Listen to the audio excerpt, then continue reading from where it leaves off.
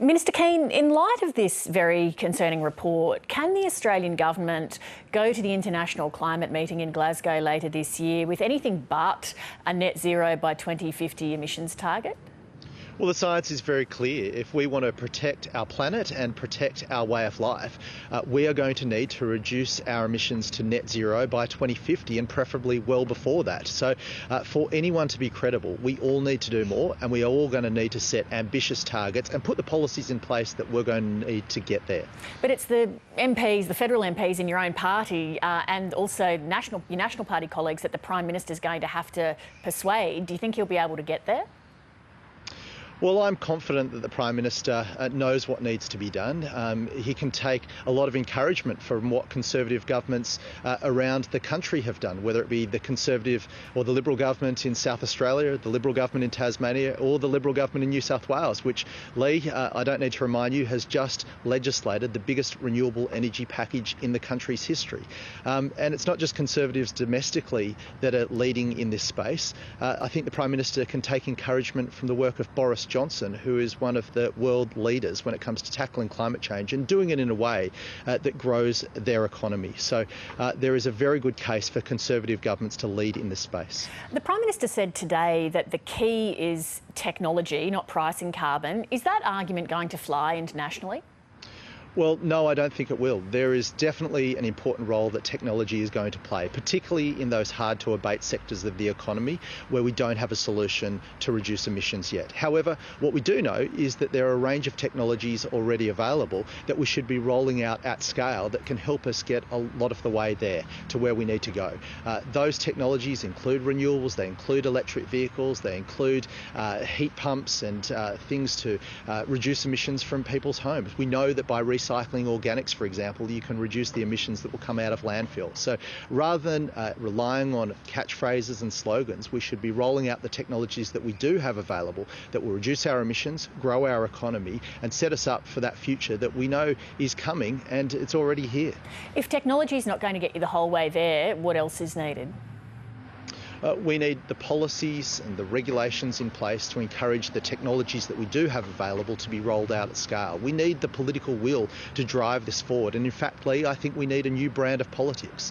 What's clear is that the politics of division, the culture wars that have infected this country for the last decade at least, are not getting us where we need to be. We need a new form of politics where people can work together in the nation's interest, come together to find common ground to drive the country forward, particularly when it comes to climate change. That common ground in this space is working to find the solutions which reduce our emissions but also grow our economy, and there are plenty of them out there. What do you think should be Australia's short-term targets for 2030? Because the consensus from Australia's key allies, the US and the UK, is that you can't get to a 2050 net zero target without a credible and ambitious 2030 target. Well, we in New South Wales have a target of 35% emissions reduction by 2030. We think that based on the policies that we've put in place, the biggest ever renewable energy plan in the nation's history, which will see all our coal-fired power stations replaced with renewables when they come to the end of their technical lives. So that's in the next 15 years. We've got a $500 million package to ensure the rollout of EVs across New South Wales. And we've got a $750 million plan to help industry to reduce their carbon footprint. So we don't only think that we will hit that 35% target, we will think we will greatly exceed it. And I'm confident that if the political will is there, the policies can be put in place, the technology is certainly there to ensure that Australia can have very ambitious targets that will ensure no one is left behind and set us up for success and make us more prosperous into the future. That target's out ahead of what the federal government's target is. Do you have any hope that they would join you at that 35%? Well, I think that your viewers need to understand that every state and territory in Australia currently has a net zero by 2050 target. They also have very ambitious interim targets. So if the federal government won't step up to the plate, then what's important to know is the subnational governments in Australia are working constructively together to protect our planet, but also to do it in a way that's going to grow our economies. The decisions we've taken in New South Wales are ones that will ensure that we create jobs, drive investment, and set New South Wales up for a prosperous future.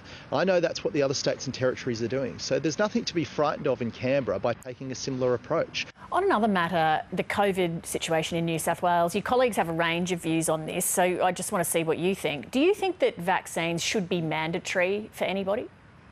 I think that the proposal on the table is not about providing more restrictions on freedom. They're about providing freedoms from restrictions. So if people choose to go and get vaccinated, they should be rewarded with more freedoms. That's what we're doing here in New South Wales. People aren't being compelled to get a vaccine in New South Wales. If they don't wish to have a vaccine, then they can stay at home, they can adhere to the lockdown laws. We're offering a pathway out and an opportunity to have more freedoms here whilst keeping people safe and keeping the economy going.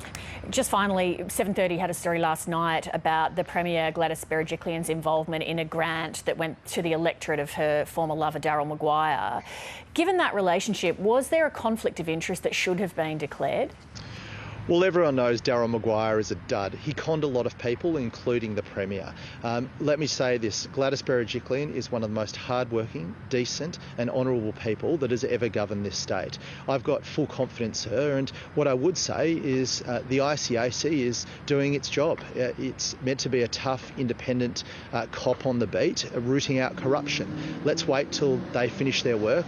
We can all read their report, but I'm not going to speculate on these matters. There's a proper process being undertaken, but I've got every confidence that we've got the best person to lead our state now and into the future in Gladys Berejiklian. Matt Kean, thanks for your time today.